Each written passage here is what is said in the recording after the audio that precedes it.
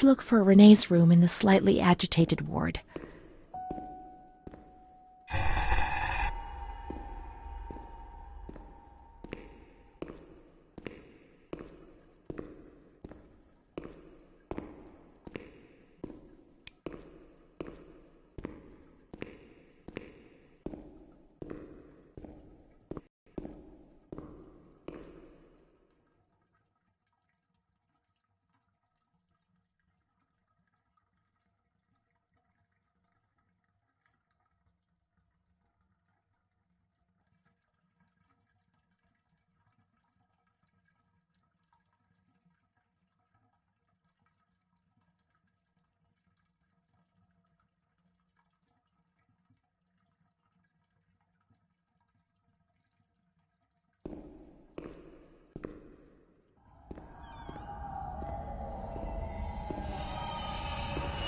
When there was too much chaos, they closed all the windows and the door.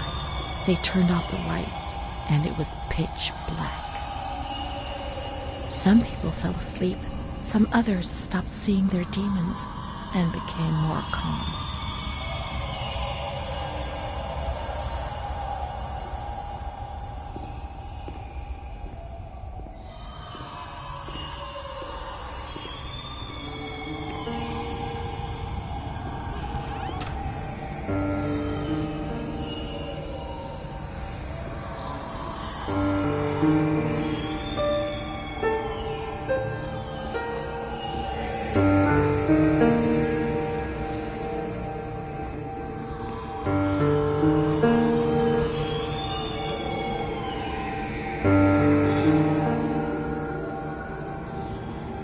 They put a straitjacket on you.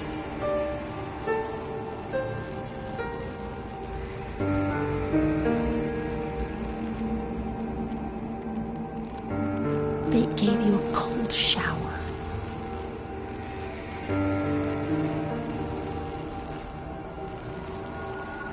They suffocated you with a sheet.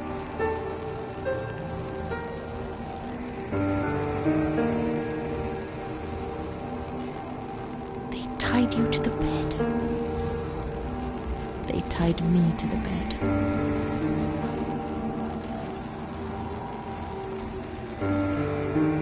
A woman died next to me, choked by her own vomit. She was tied down because she wouldn't stop pleasuring herself.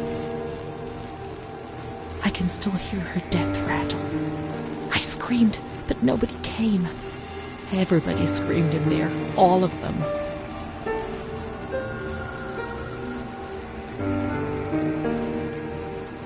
It was then I saw the doll, which wasn't Charlotte. No, she wasn't Charlotte.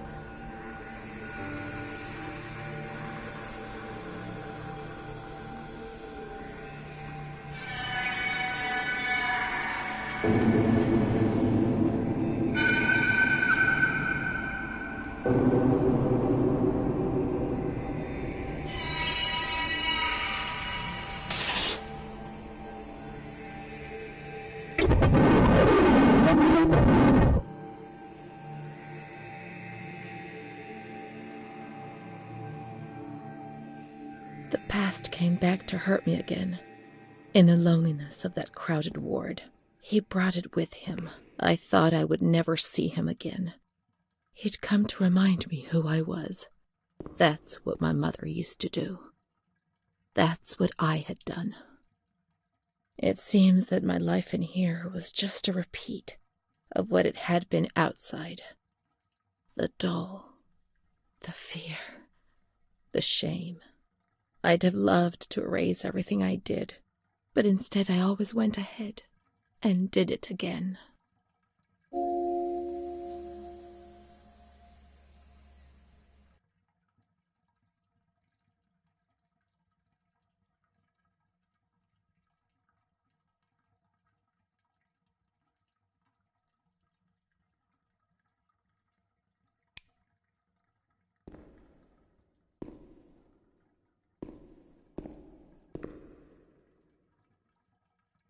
Montefoscoli, November 12th, 1939.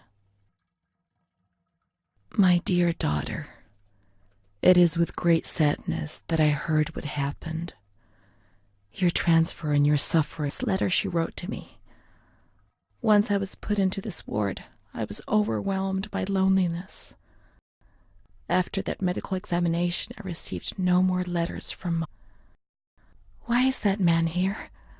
Why doesn't she come to see me? Did I make a mistake? It didn't seem like she wanted to abandon me. What did I do?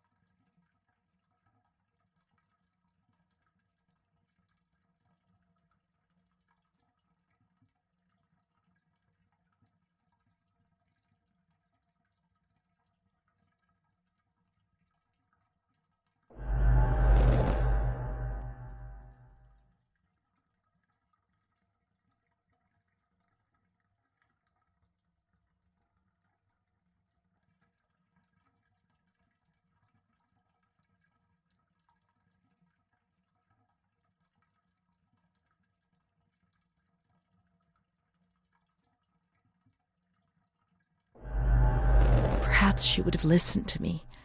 Will she reply?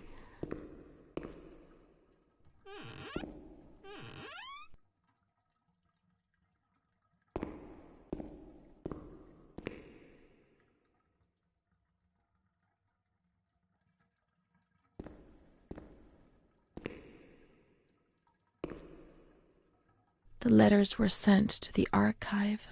It was their job to post them.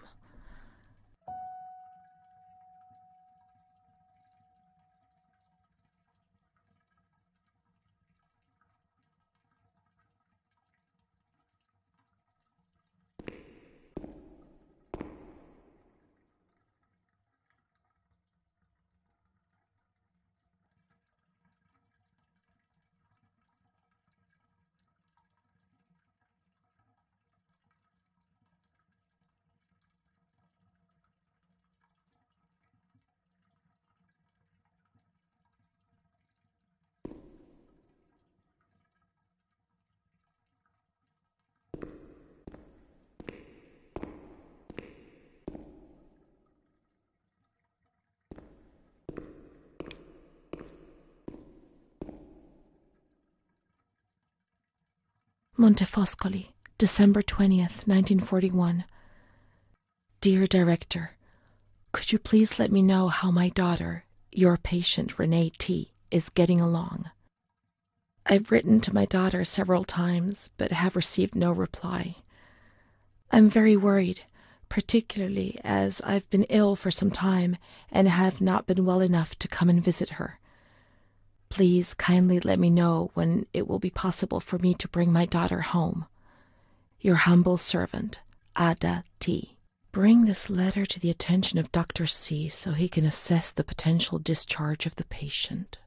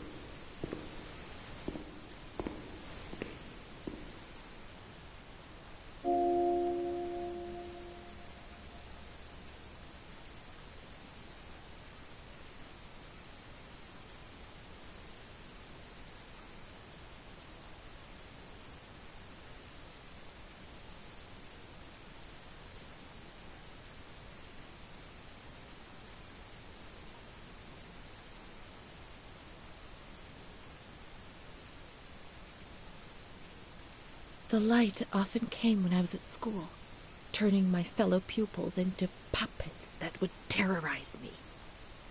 To me they appeared transformed, with the bloodied heads of animals stuck where their own heads should have been.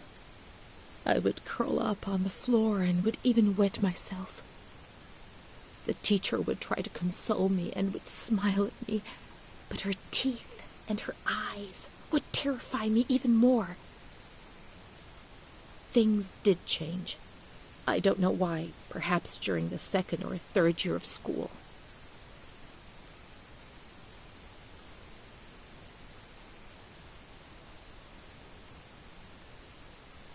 It was more or less in the same period that I became friends with Bruna. I remember the sensation of joy I experienced when I felt almost normal. The light isn't coming. The dreams have gone, and I have a real friend, one who speaks to me. I would repeat this to myself proudly while looking in the mirror, where I no longer saw an embarrassing reflection.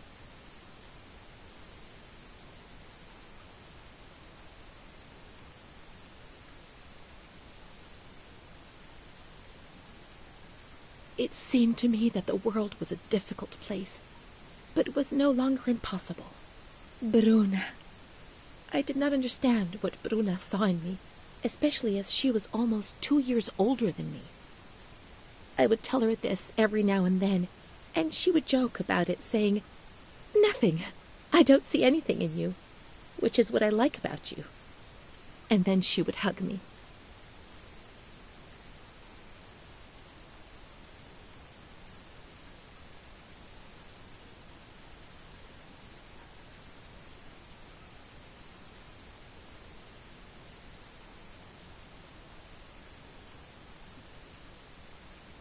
But one day, she was sad and pensive, and said to me, "You and I are the same.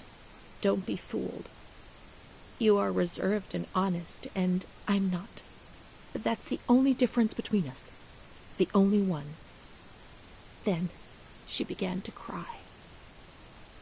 I was struck by the perception in her words, but only today, after re-examining my past, do I understand what she meant.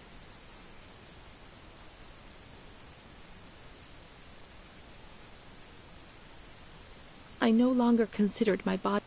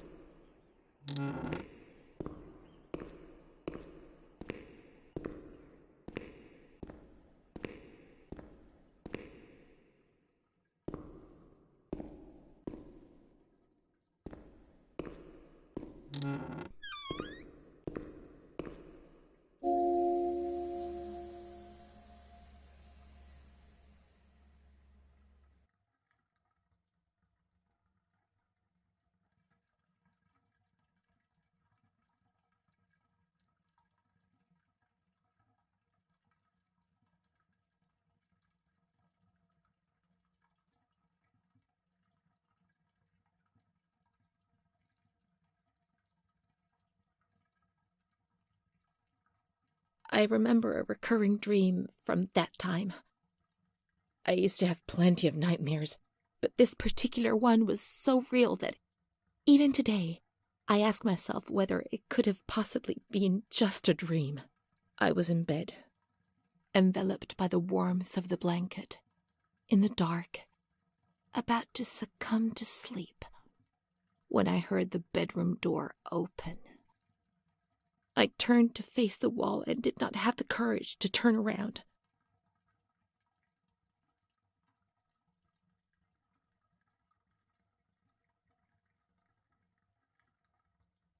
I only saw a shadow cast against the wall by the light filtering in through the door. Then I heard the door close again, and I thought that it might have been my mother who, before going to bed, used to peep in to see whether I was sleeping. However, there was no time to breathe a sigh of relief, for footsteps approached the bed, and I heard the sound of breathing close by. Fear paralyzed me from head to toe. The blankets were pulled back. I remember the chill of fresh air on my spine. Someone sat on the bed, and I trembled.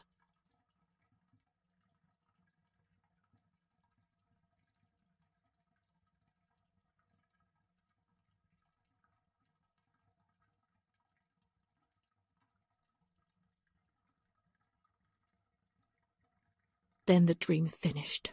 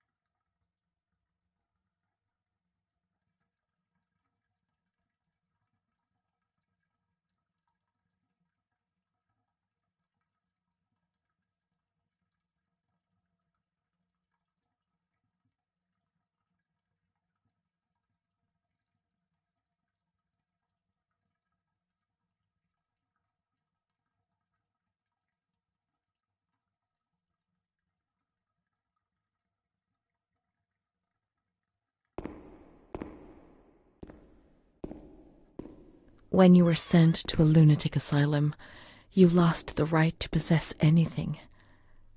Everything you arrived with was packed up and stored here, even the clothes you were wearing, in case you were released one day, but far too many never left.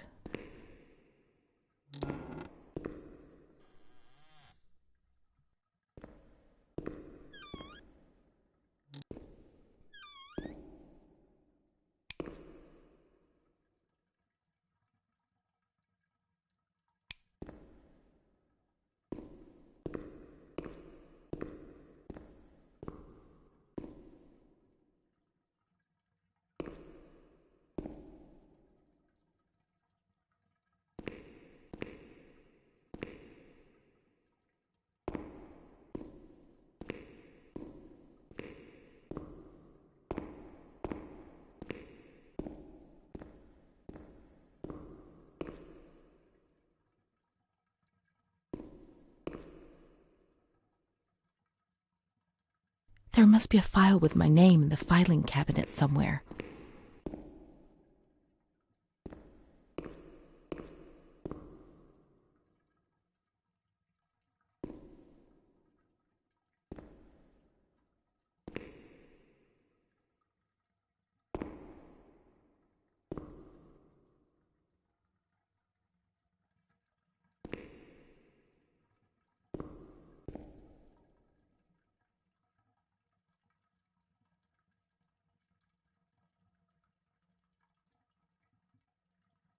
Dear Mother, please, I beg you, get me out of this place. I'm so frightened here. You were right. I know I was wrong. I understand. I'm so ashamed. If only you knew how much. But now I'll behave myself, I promise. Now things will be fine. I'll work hard. I'll be very good. Your daughter, Renee. This letter. It was Renee's letter, just as she wrote it back then. But it was never sent. Why? Why did this happen?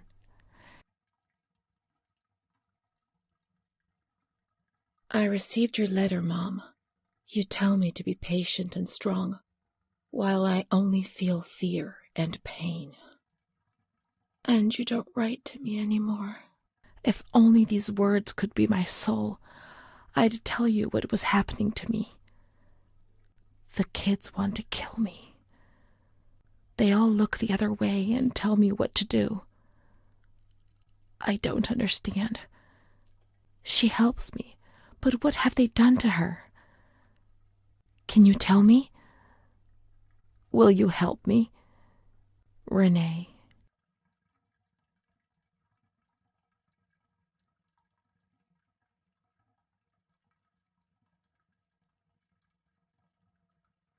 Montefoscoli, July 7th, 1940. My dear daughter, I have received no news from you. You have not contacted me in months. I'm sorry, but I don't have the money to come and visit you. Do you remember Mr. Onofrio? He'll soon be in Volterra for business. I've asked him if he would be kind enough to ask the director for some news about you. I hope he'll bring me some good news when he returns. But please write to me. I know that I was strict with you. You have to forgive me. I didn't think. I've given Mr. Onofrio a new doll for you. You told me that you lost yours, and I know you loved it so much. It's not as nice as your Charlotte, but I hope that it will comfort you nonetheless. Keep your chin up, darling. Everything will be fine, you'll see. Mom.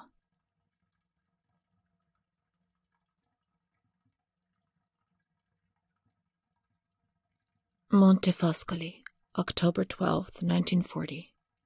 My dear daughter, I've written 2 letters to you and have received no reply. Every day I'm anxiously waiting for a letter. Mr. Onofrio's back. He brought you the doll. Do you like it?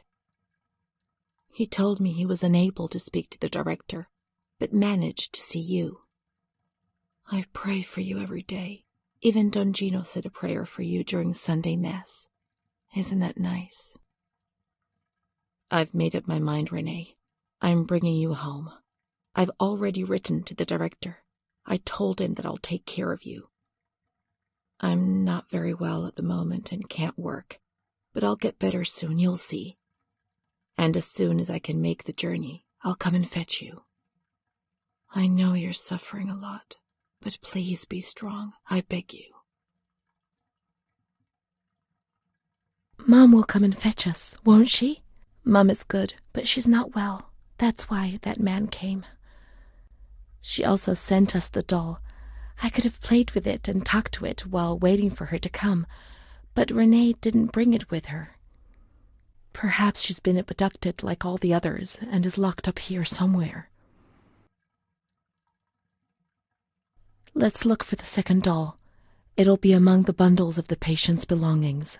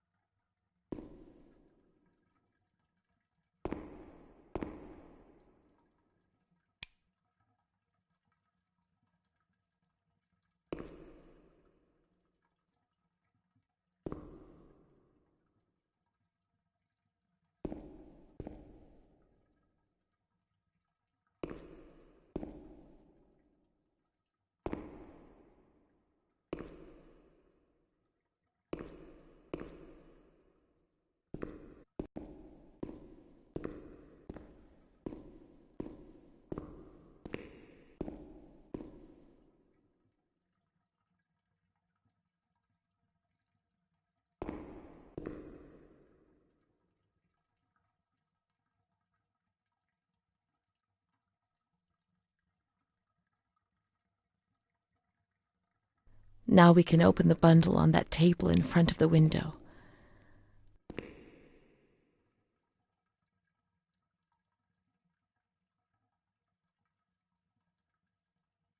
You see?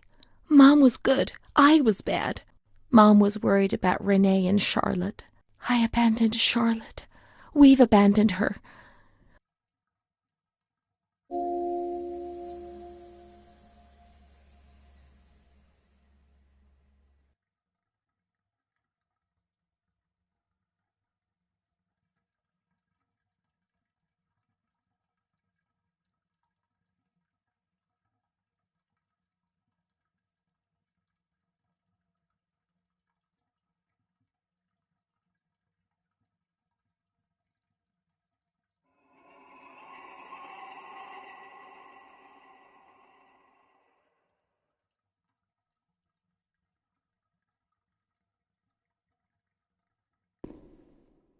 May the Lord guide your path and keep you from sin. Mom.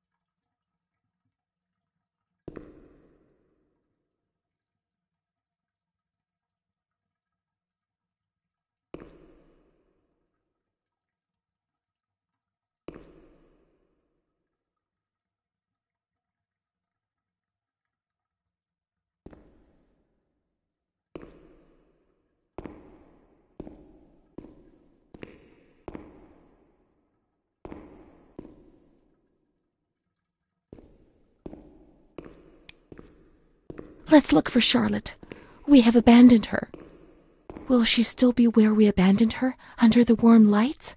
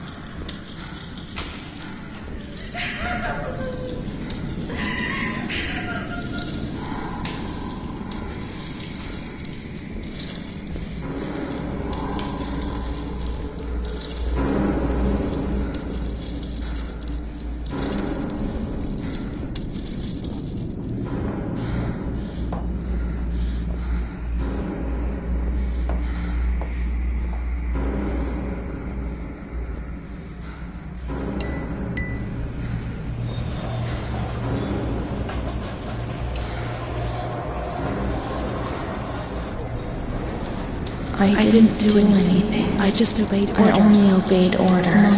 Charlotte has gone away. Mom will come and get us now. She loves us, even though we're bad. Orders. Leave us alone. I didn't do anything. I only obeyed orders. Mom will come and get us now. I didn't do anything. I only obeyed orders. Even though we're bad. Mom won't leave us alone. I didn't do anything. Charlotte gone away. I only obeyed orders. Mom will come and get us now. She loves us, even though we're bad. I didn't do anything. I only obeyed orders.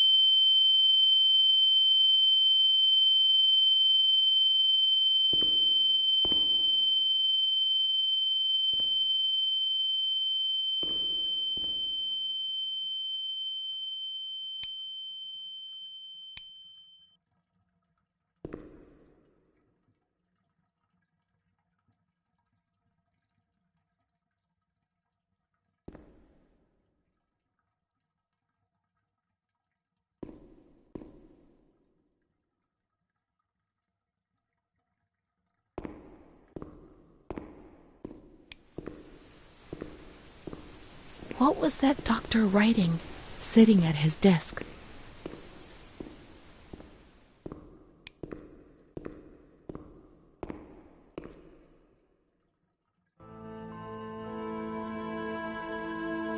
September 7th, 1938. The patient frequently indulges in recriminations expressed in an explosive tone of voice.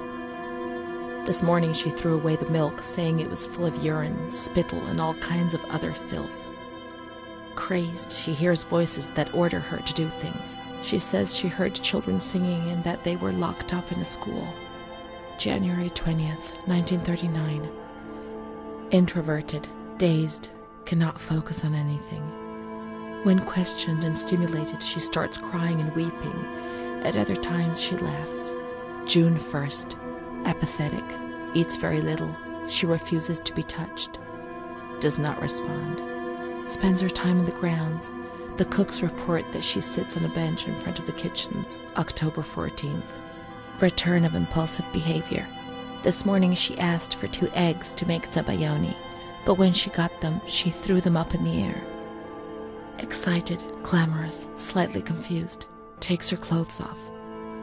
December 8th. Tied to bed for 15 days. High-spirited.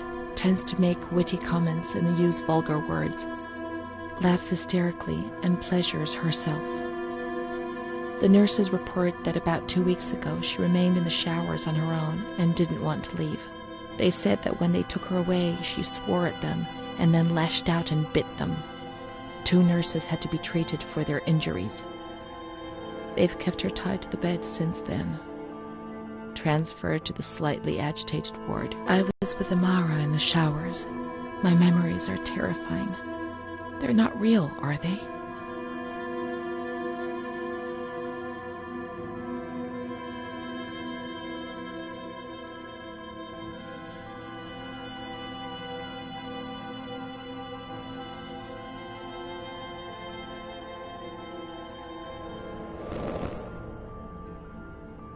December 15th. Dr. C. Patient notes. The abnormality of her psychic state has induced her to lead a life which is irregular and tends towards delinquency. Of fickle and flighty character, she regularly discards her household duties and engages in occasional prostitution. Delinquency? Prostitution? Renee? It seems so strange, unreal. It can't be true. And Amara? She loved us and would tell us everything. She wouldn't hide anything from us. Her mental deficiency makes her deaf to the reprimands of her family. She has shown suicidal tendencies. She was brought to the ward yesterday, agitated and hysterical. Treated with cardiazol, 2 injections a week for 5 weeks. They were only trying to confuse us with the therapy, and my God, they succeeded. It was as if they wanted to instill the madness into us.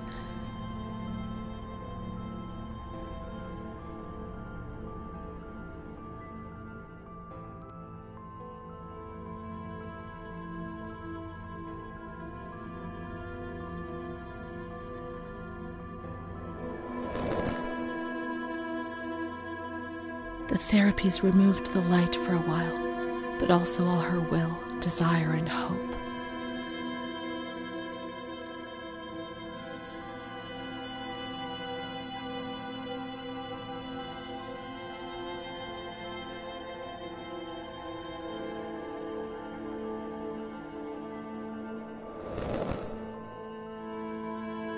It was torture, but we had no choice. Nobody explained anything. No one tried to help us understand. We were like farm animals.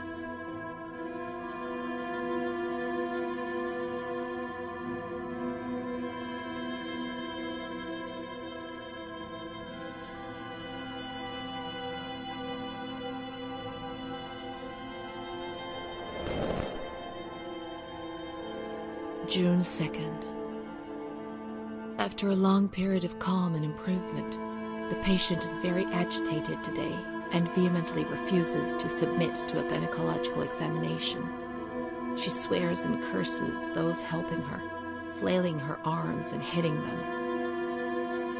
According to reports by Dr. B, the patient has been subjected to periodic checkups since she had a spontaneous abortion about 2 years ago in her 3rd month of pregnancy. Conception occurred after she had sexual intercourse with a stranger who sneaked into the hospital grounds.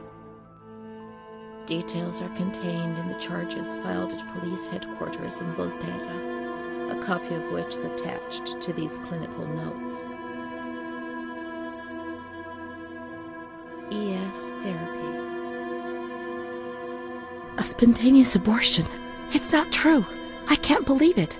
How could I have invented things if I didn't even know what they were doing to me?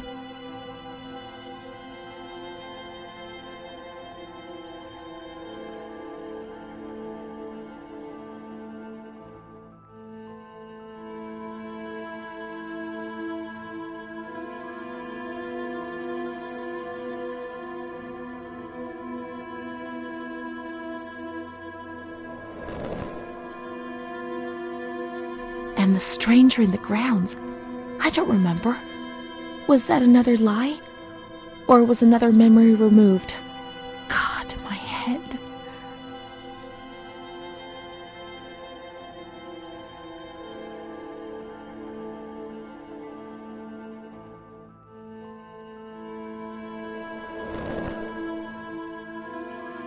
The other Renee, the one the doctor talked about, the evil one who made you feel ill, the prostitute, the delinquent, the manic one. And what was she called?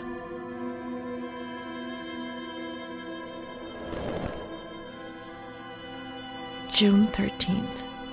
The nurses report that she descended into a state of great mental confusion after receiving her mother's letter. She threw her soup over another inmate because she was very anxious, and then punched a nurse. Impulsive, flails about her. She rails against the doctor in vulgar terms while he is examining her, lashes out and spits. Block all correspondence to give the patient no further reason to become agitated. August 20th, tied to bed. The nurses report that the patient is extremely agitated after the visit of a relative or family friend. 2 days later, she is still shouting all the time that he commands her, that she must obey and harm herself, and that she is not Charlotte. All visits forbidden, constrained to bed, and intensification of ES therapy until we achieve results. No contact with the outside. That way nobody knew what was happening within these walls.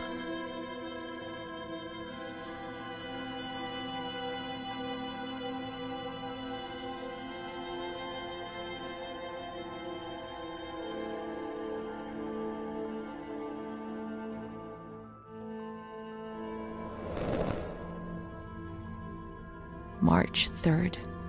Alert, correct attitude, replies when questioned.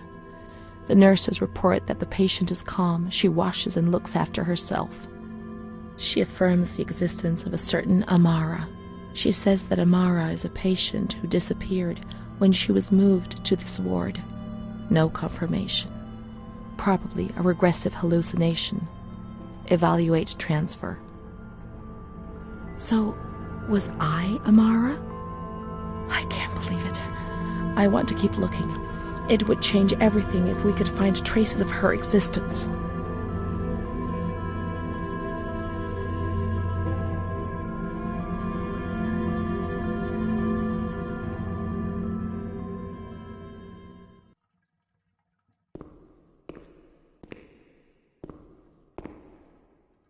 We can try to find her medical records in the archive where their letters were filed.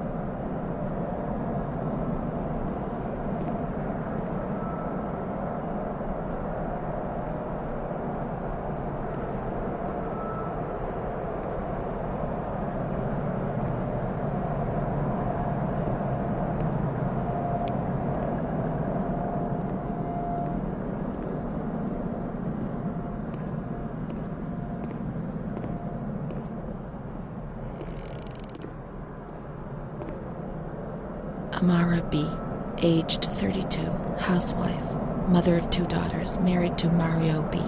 So Amara does exist. Yet she had no children and wasn't married, but that photo, it's her. June 3rd, 1936. Admitted yesterday, showing signs of improvement. June 8th. Cheerful, calm, and tranquil. Her behavior is good and she's keeping herself clean and tidy. Discharged on June 10th. April 28th, 1937. Arrived accompanied by her husband in an anxious and nervous state. Has difficulty speaking, trembles. Discharged May 14th. March 8th, 1938. A few days before Renee was admitted, she told me that she too had been admitted only a short time previously. Arrived yesterday in a febrile state. Discharged March 14th. She didn't leave. Certainly not after a few days. No. June 22nd, 1939. Readmitted once more. The patient shows rapid improvement. Discharged July 2nd. August 1st, 1941. The latest of many admissions due to agitation. Discharged August 27th. She came and went, stayed only for short periods, but I remember she was always with me. What's going on? March 4th, 1942. Back again, the same situation. March 8th. Compared to previous admissions, the patient seems depressed even after a few days, although her demeanor is calm and she is attentive. Discharged March 25th.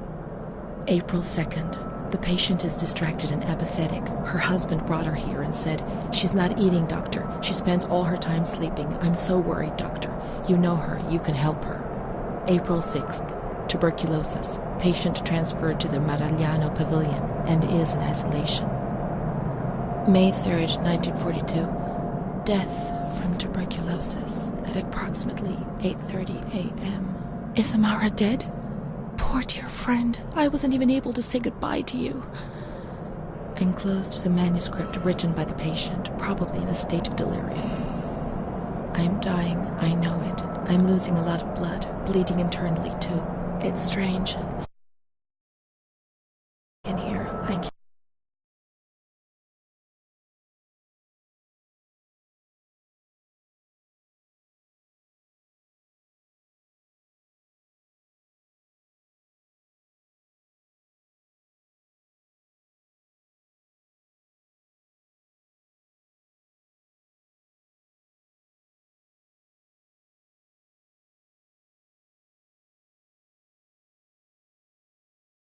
About that little girl with her sad eyes, her desperation. I only saw her for a short time, it's true, but she remains in my heart. Will she still be here? I hope to God not.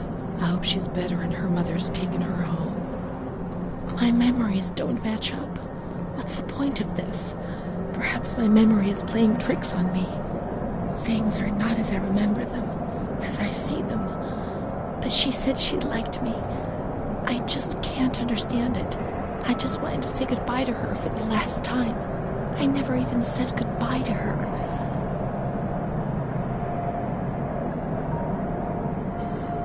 How could a soul survive in this hell? I someone to feel things again. Pain, passion. Feel the damp tears rolling down my face. To remember that I was alive.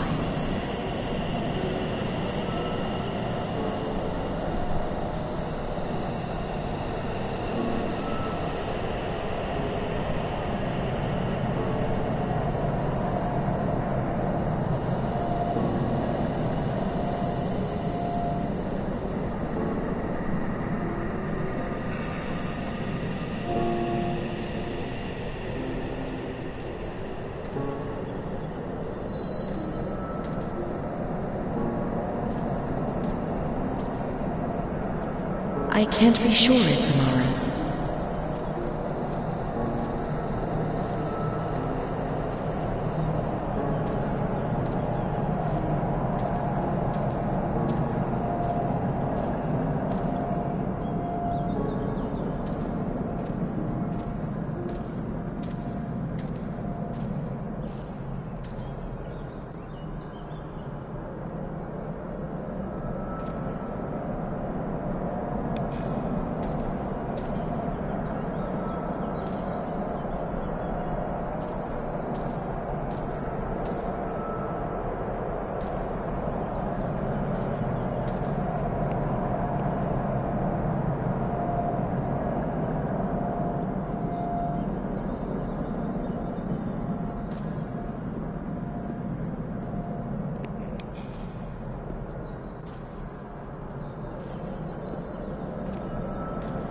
These crosses are nameless. How will we ever know who is buried here?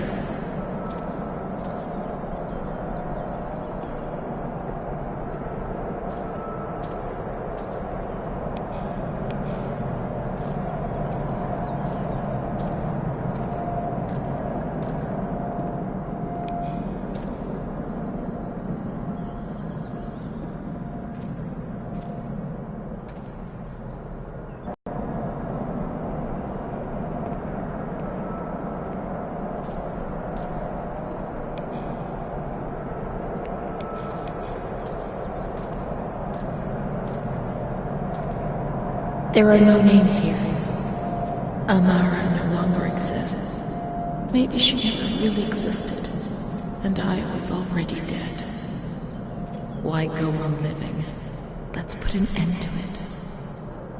I want to leave a letter. I want to apologize for the suffering I have caused.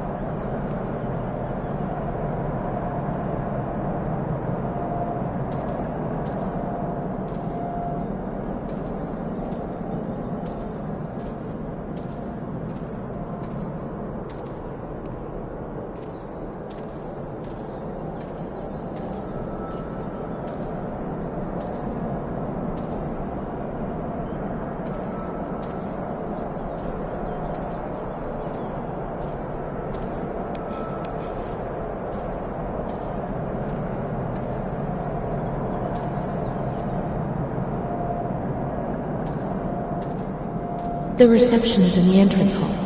There I'll find a pen and paper to write with.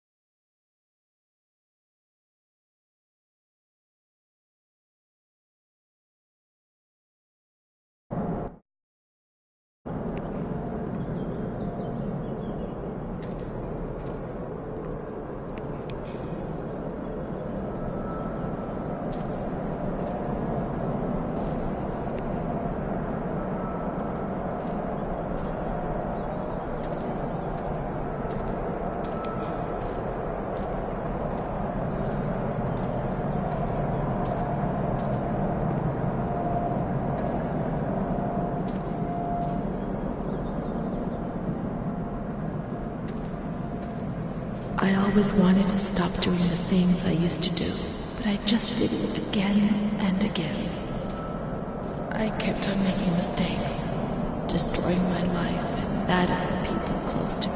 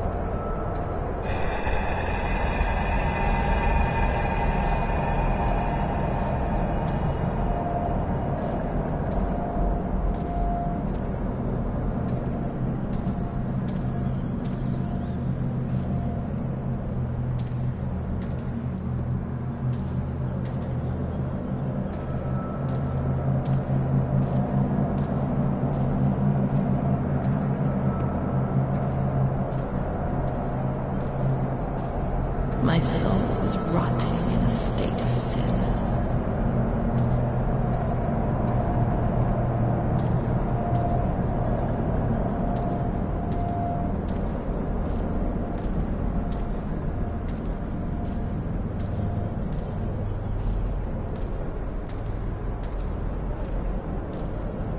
My life has been one long mistake. I'm so ashamed of what I've done.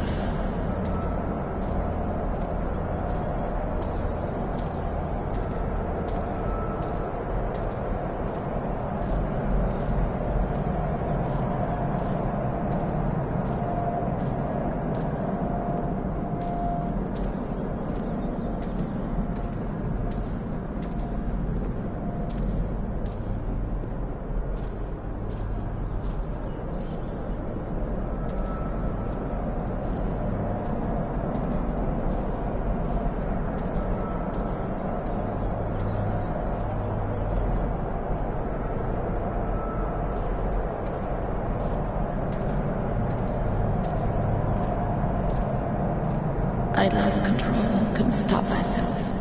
A victim of rage and lust.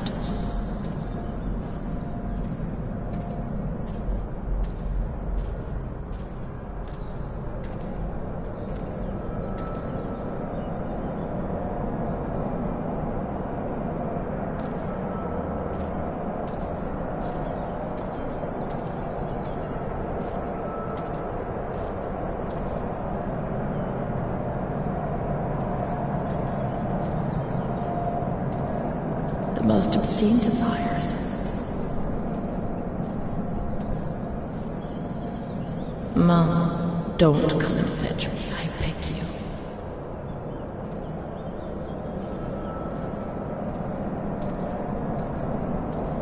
I deserve to be in this place. It's my only chance.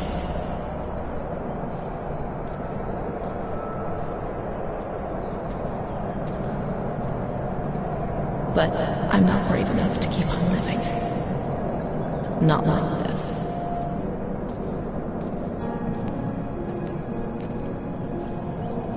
Not with this shame which wears me down every accursed day. Not with this anxiety which transforms everything into fear.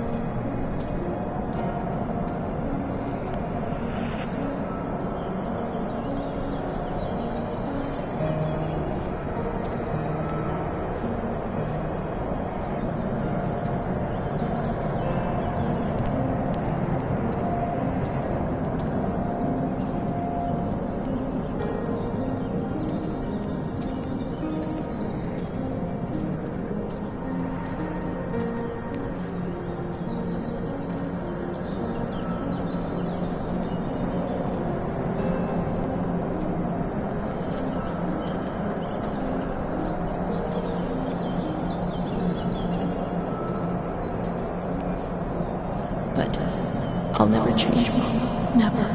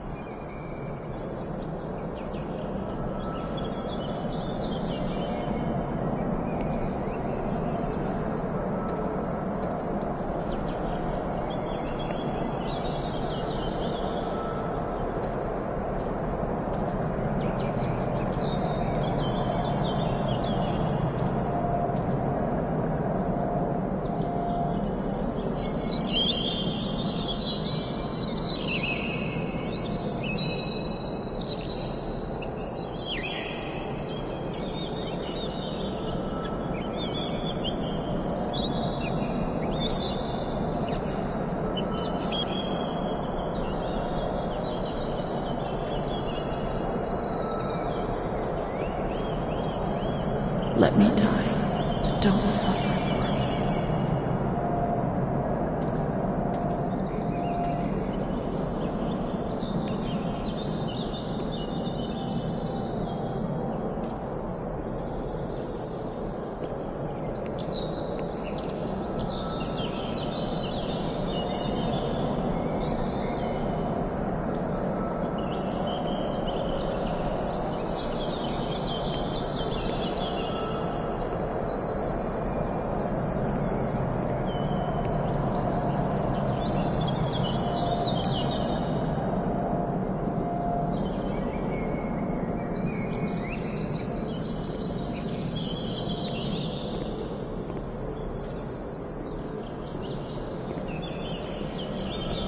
Forget me quickly, but maybe you've forgotten about me already. Like everyone else, I thank the Lord.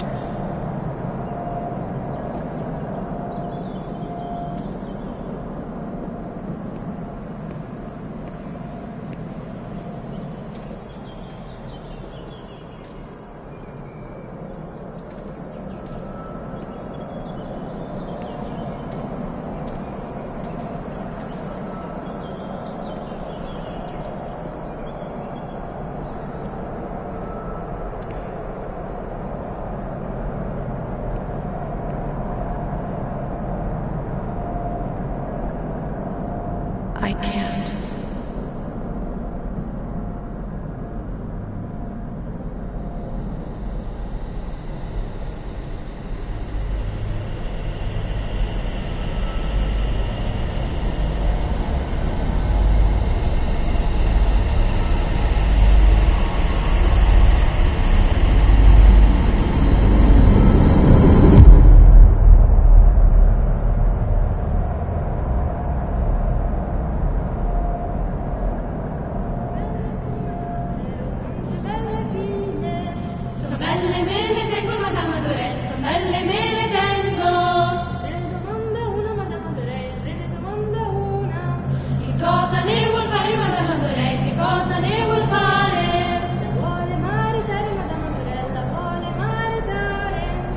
Chi la mariterebbe, Madame Adoré, con chi la mariterebbe? Uno spazzacamino, Madame Adoré, uno spazzacamino. E come la vestirebbe, Madame Adoré, e come la vestirebbe? Di stracci e di toppe, Madame Adoré, di stracci e di toppe. Uscite dal mio castello, Madame Adoré, uscite dal mio castello. Quante belle figlie, Madame Adoré, quante belle figlie. So belle me le tengo, Madame Adoré, so belle me le tengo.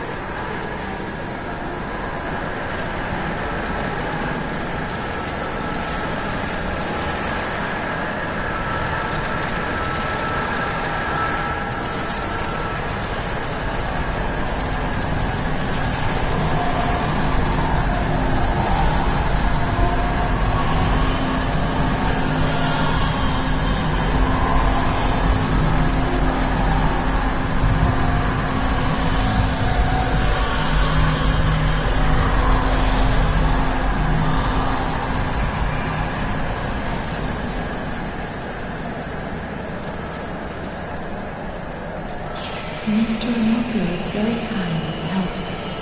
If he's not here, I have good reason to be afraid.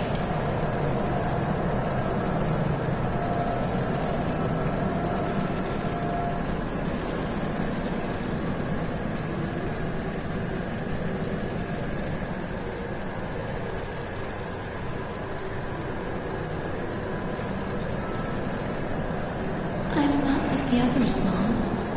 Why not?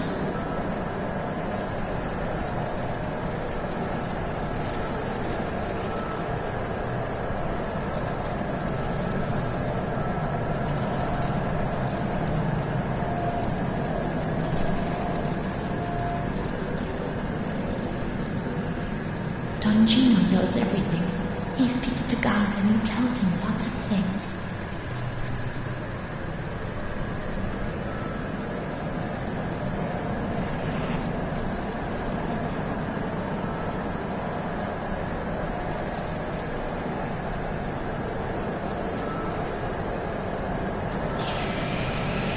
A cat goes into my mouth and eats me.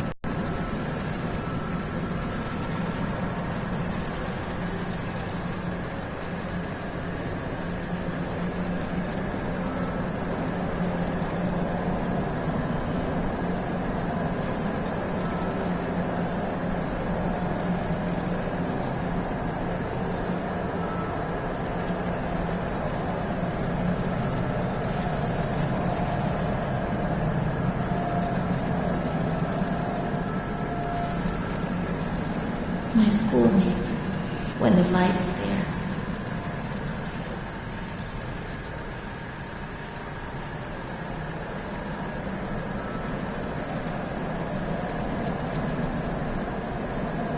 We learned so many things at school, and so we have to attend.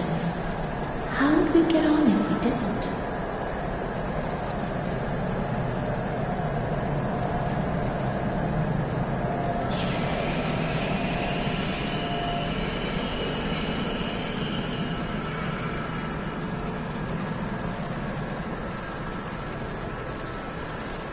A blackbird's beating my head. That's why it hurts so much.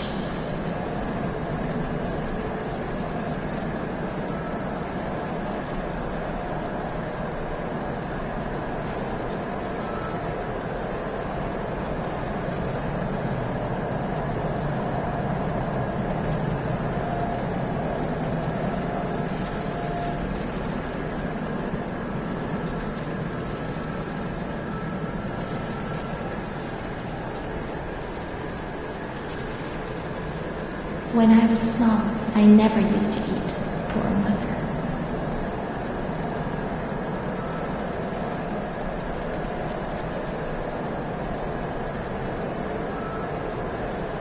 Mr. Onofrio is so nice.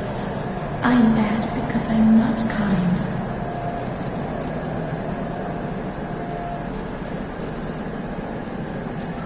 Mr. Onofrio helps Mom. How would you manage if you didn't?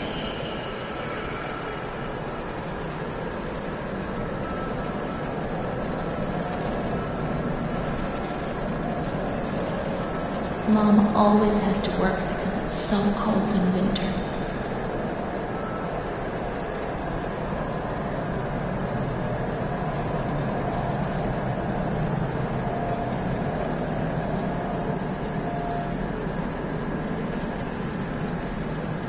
My baby Charlotte is so beautiful, and she's so good. But Renee isn't.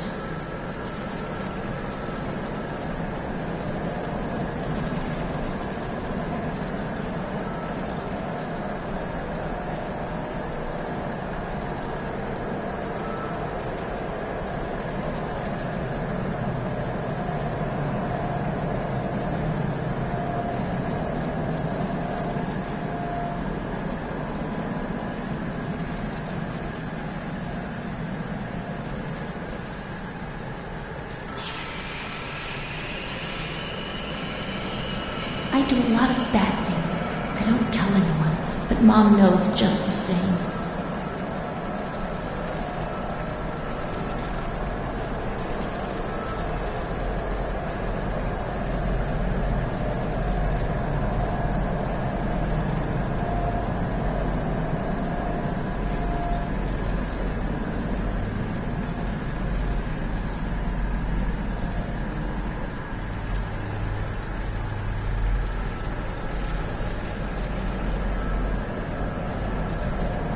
Rene's kind to Dongji, but he always frightens me.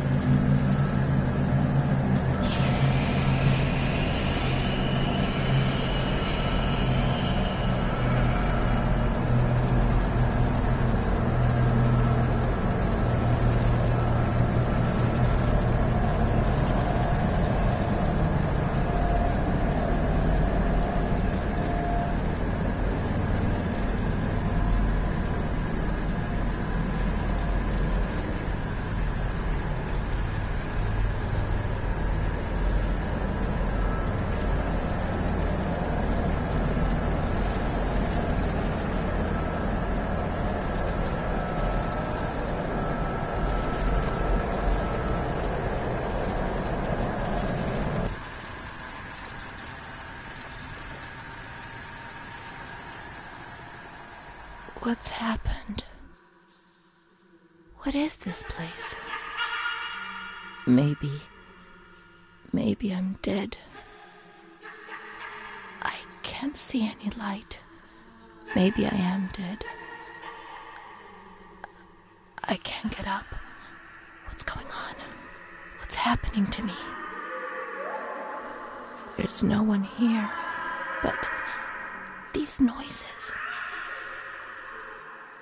God, my head is killing me. I can't keep my eyes open.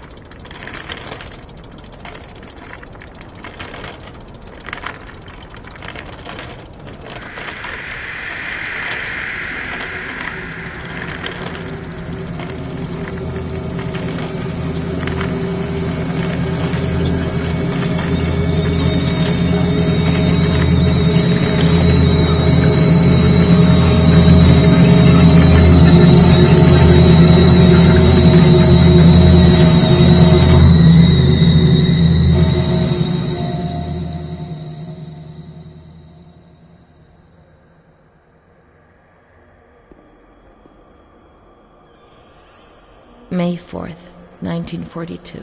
The patient had previously expressed suicidal feelings, but never acted on them.